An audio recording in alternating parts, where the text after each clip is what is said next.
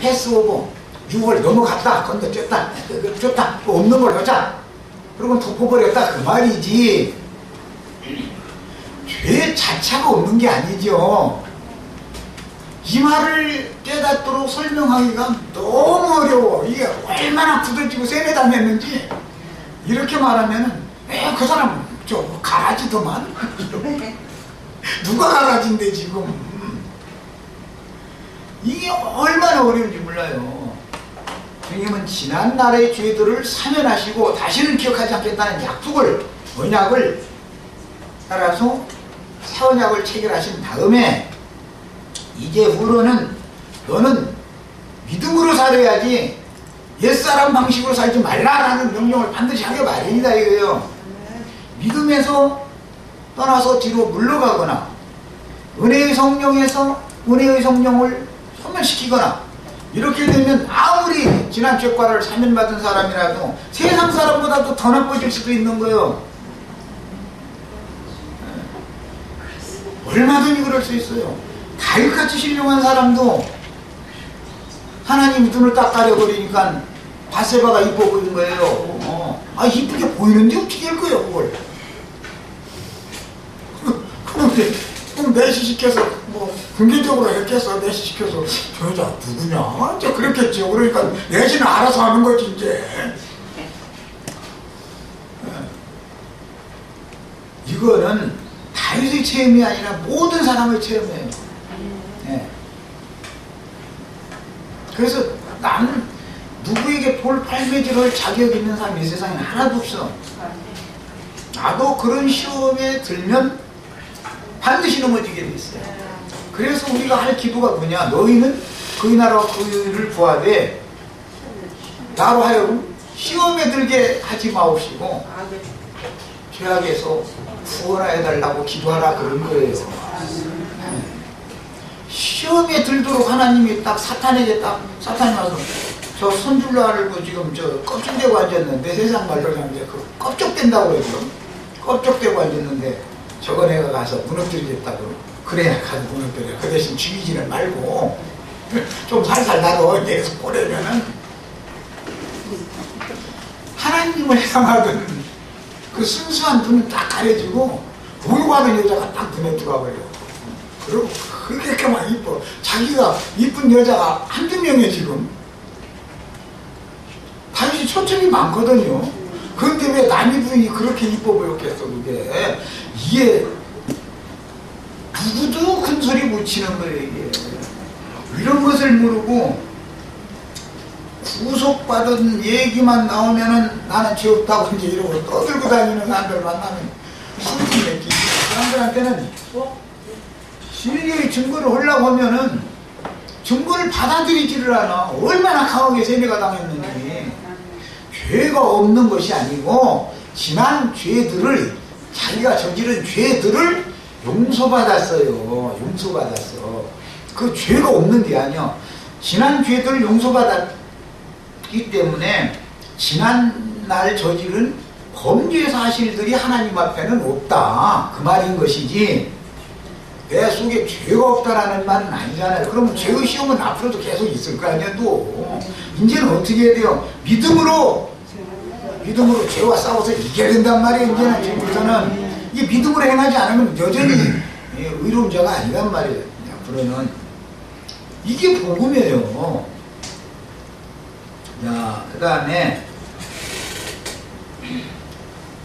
혈과 육을 입고 있는 한은 죄가 나의 세상 끝날까지 육체 속에 항상 거하면서 끊임없이 나의 신앙 양심과 마음을 시험하는데, 이 죄의 세력이라는 것은 원수의 군대로 상징이 됐어요. 공중원수 잡은 악의 영들이 부리는 귀신들이, 더러운 귀신들을 그 군대 귀신이라고 그러잖아요.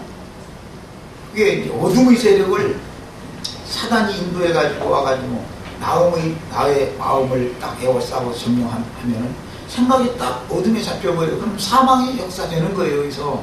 그러면은 바세바가 이뻐버려. 이쁘게 보이는데 어떻게 할 거예요? 그러면 이제 이쁘게 보인다라는 말은 벌써 원수를 향해서 눈이 열렸다 이 말이잖아요. 눈을 열어놨다 이 말이잖아요. 그럼 나는 즉시 점령 당하는 거예요. 이건 어쩔 수 없어요. 이쁘게 보이면 데려오게 돼 있어요. 그거는 당연히 내 속으로 오게 돼 있어요. 예.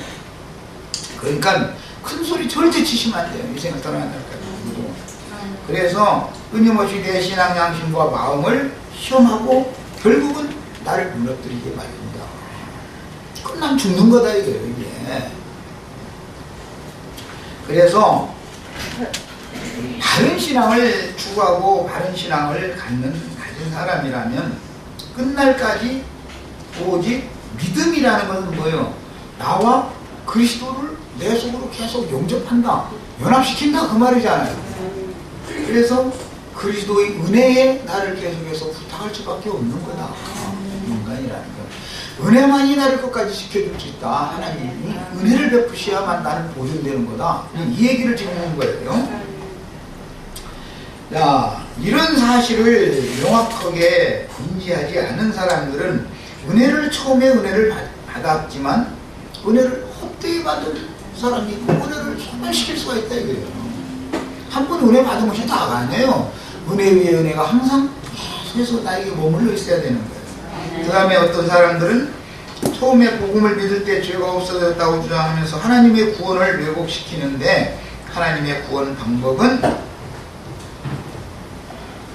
율법의 저주, 지난날의 모든 범죄 사실들에 대해서 율법을 통해서 깨닫게 하고 돌이키게 하는 역할을 율법이 하는 거예요. 이제 마음에 새긴 율법을 해서 모든 이방인들은 마음에 새긴 율법 때문에 이런 것을 이제 경험하게 되죠. 그러면은 돌이키면 지난날 저지른 죄과를 용서해 주신 다음에 없는 걸 했으면 이제 죄들을 씻었다 이렇게 표현을 해요. 또는 덮어주셨다 이렇게도 표현을 해요. 가려주셨다라고 표현을 하고 이것을 구속이라고 합니다. 그런데 이렇게 속죄하는 영혼에게는 지난날의 죄과들을 사면해 주시고 앞으로 남은 기간 동안 죄의 세력과 그 군대 귀신들과 싸워서 이기라고 반드시 명령하게 마련이다. 명령을 받게 마련이다. 지난날처럼 살던 것은 지난날로 족하다. 이제 이후로는 절대 그런 방식으로는 살면 안 된다. 믿음을 따라 행해야 되고 성령 안에서 성령을 따라 행해야 되고 진리 안에서 행해라. 이것을 당연히 명령받게 마련이다. 이게 행위를 바꾸라는 것을.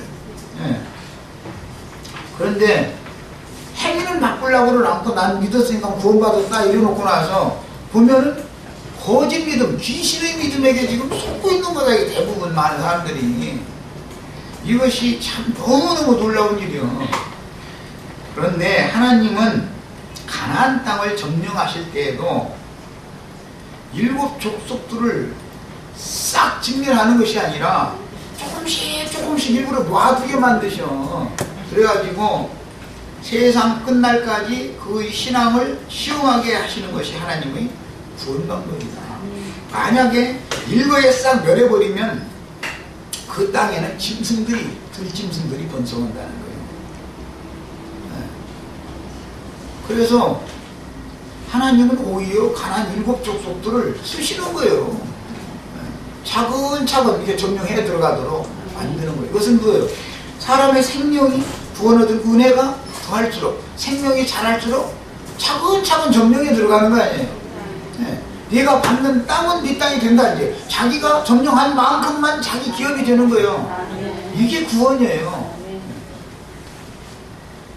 그 다음에 분명하게 다메섹 도상에서 빛으로 찾아오신 주님을 만나서 꼬부러졌으며 주의 지휘자 아나니아에게 가서 주의 이름을 부르고 침례를 받아 덮고 씌워졌던 눈이 열리고 비늘이 떨어진 후로 오직 주님의 이름을 위하여 즉 복음을 위하여 일생을 달렸던 바울도 자신을 괴롭히는 사단의 사자를 치워주시기를 위하여 3번 기도하셨으나 육체의 가시를 네게 머물러 두는 것이 네게 은혜다 라는